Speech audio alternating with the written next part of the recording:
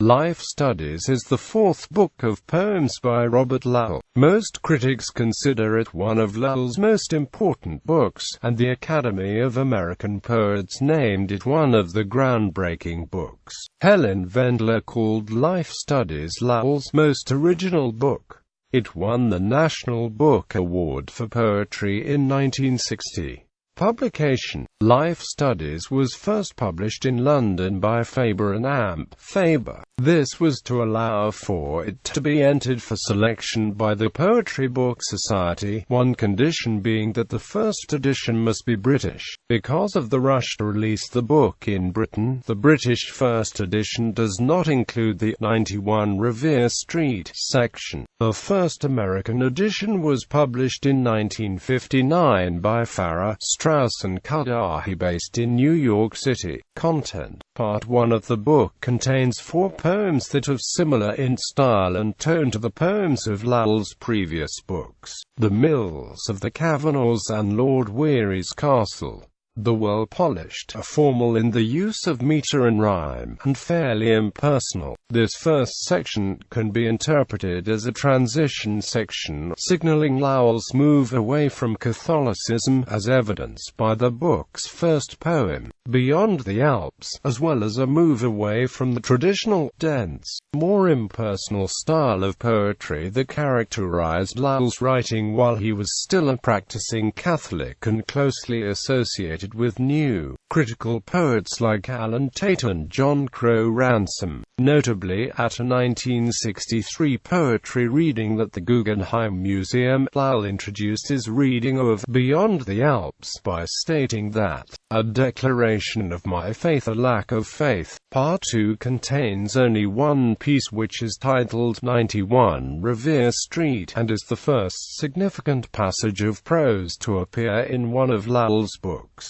Of poems, it centers, with intricate detail, on Lowell's childhood when his family was living in Boston's Beacon Hill neighborhood at 91 Revere Street. The piece, which is the longest one in the book, also focuses on his parents' marriage as well as young Lowell's relationship with his parents, other relatives, and his childhood peers. Notable characters in the piece include Lowell's great-grandfather Mordecai Myers and his father's Navy buddy, Commander Billy Harkness. 91 Revere Street also sets the stage for the portraits of his family members in the book's final section. According to Ian Hamilton, one of Lowell's unofficial biographers, this section was begun as a potentially therapeutic assignment suggested by Lowell's therapist. Lowell also stated that this prose exercise led him to the stylistic breakthrough of the poems in Part 4. The apartment at 91 Revere Street in Beacon Hill still exists and is noted by Boston Historical Marker as Lowell's childhood home. Part 3 contains odes to 4 writers: Hart Crane, Delmore Schwartz, George Santayana, and Ford Madox Ford. At the time that Lowell published these poems, only Schwartz was still alive, and with the exception of Hart Crane, Lowell knew all of them personally and considered them to be mentors at different stages of his career. Part 4 contains the majority of the book's poems and is given the subheading of Life Studies.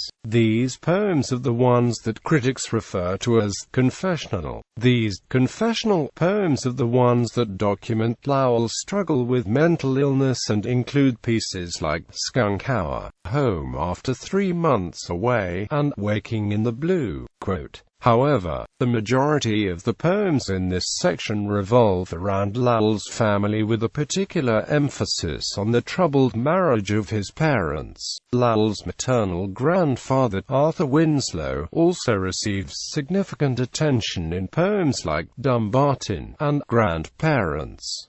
Critical response. M.L. Rosenthal wrote a review of Life Studies, entitled Poetry as Confession, which first applied the term confessional to Lowell's approach in Life Studies, and led to the name of the school of confessional poetry. For this reason, Life Studies is viewed as one of the first confessional books of poetry. Although some poets and poetry critics such as Adam Kirsch and Frank Bidart question the accuracy accuracy of the confessional label. However, no one questions the book's lasting influence. The prominent poet Stanley Kunitz noted this tremendous influence when he wrote in a 1985 essay, Life Studies.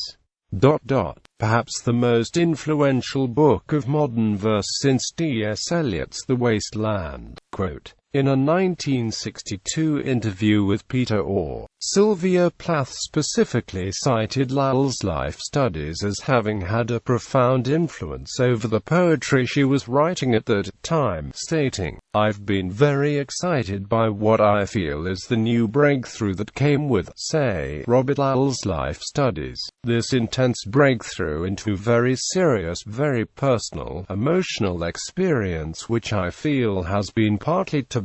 Robert Lowell's poems about his experience in a mental hospital, for example, interested me very much." The website for the Academy for American Poets states that Lowell's work in life studies had an especially profound impact that is discernible not only in the poetry of his direct contemporaries, such as Sylvia Plath and Anne Sexton, but also in the treatment of biographical detail by countless poets who followed. John Thompson in the Kenyon Review supports this contention, stating that, for these poems, the question of propriety no longer exists. They have made a conquest. What they have won is a major expansion of the territory of poetry.